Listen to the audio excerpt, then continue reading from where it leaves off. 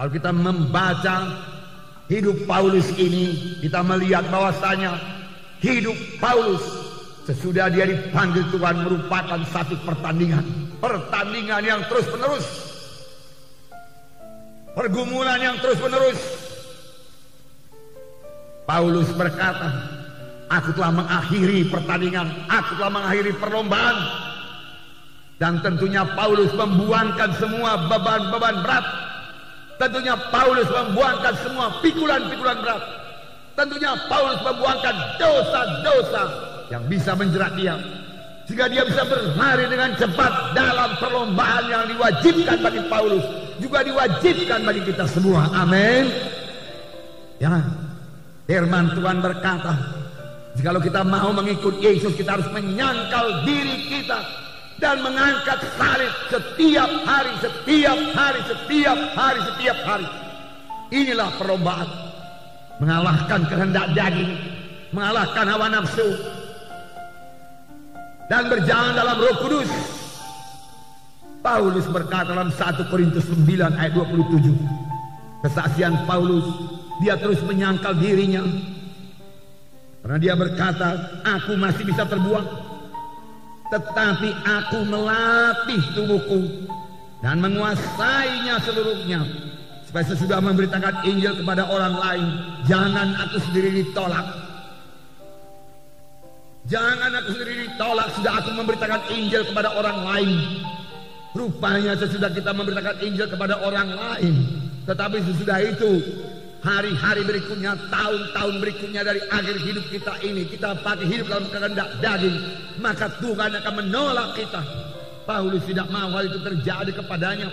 Oleh sebab itu dia berkata, aku melatih tubuhku tunduk kepada Roh Kudus, dan aku menguasainya sepenuhnya. Kehendak dagingku tidak menguasai aku.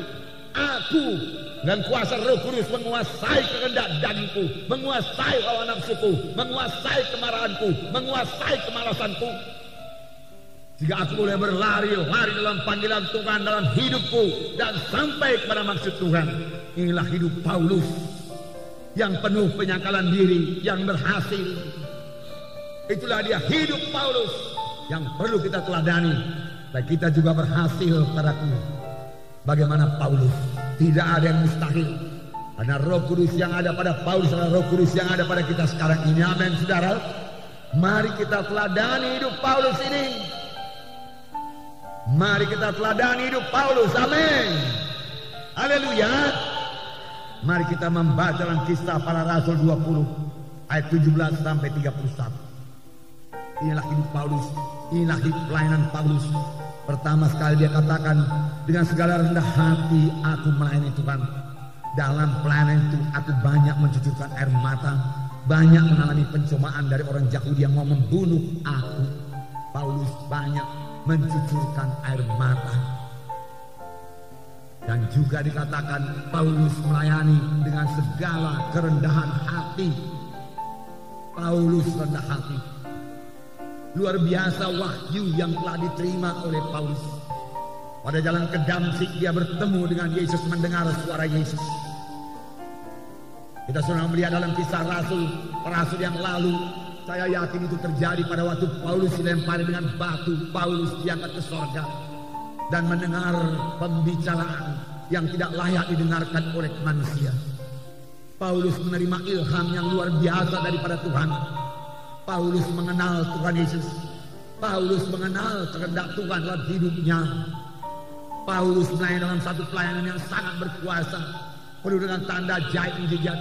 Bahkan dikatakan kain-kain atau sabut tangan yang pernah dipakai oleh Paulus lalu dibawa kepada orang sakit, diletakkan atas orang sakit, lalu orang itu sembuh.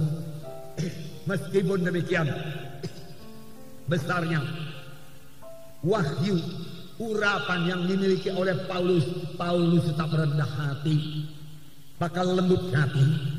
Dengan segala kerendahan hati aku melayani kamu, dengan banyak mencucurkan air mata aku melayani kamu.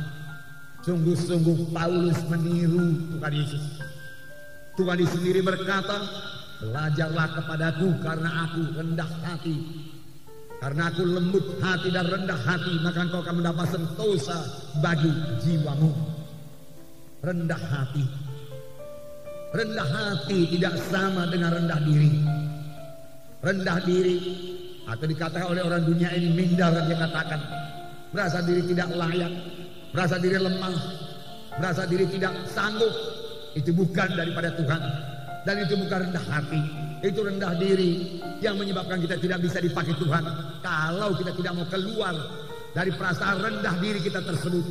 Tapi saya percaya Roh Kudus, firman Tuhan yang hidup, yang diurapi oleh Roh Kudus, bisa mengubahkan kita yang merasa rendah diri ini menjadi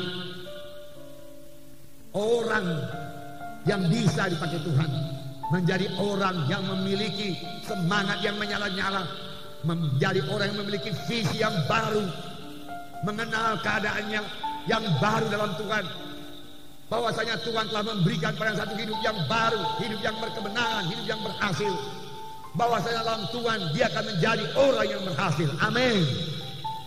Oleh sebab itu buang semua perasaan rendah diri saudara, karena di dalam Tuhan Yesus adalah satu kejadian yang baru. Perkara lama lenyap, termasuk perasaan rendah diri, perasaan tidak berharga, perasaan lemah-lemah, perasaan pelin-pelan, dibuangkan oleh Roh Kudus dan terima satu kejadian baru daripada Tuhan yang membuat saudara hidup berkemenangan dalam dunia ini dan boleh mengerjakan pekerjaan Tuhan. Amin.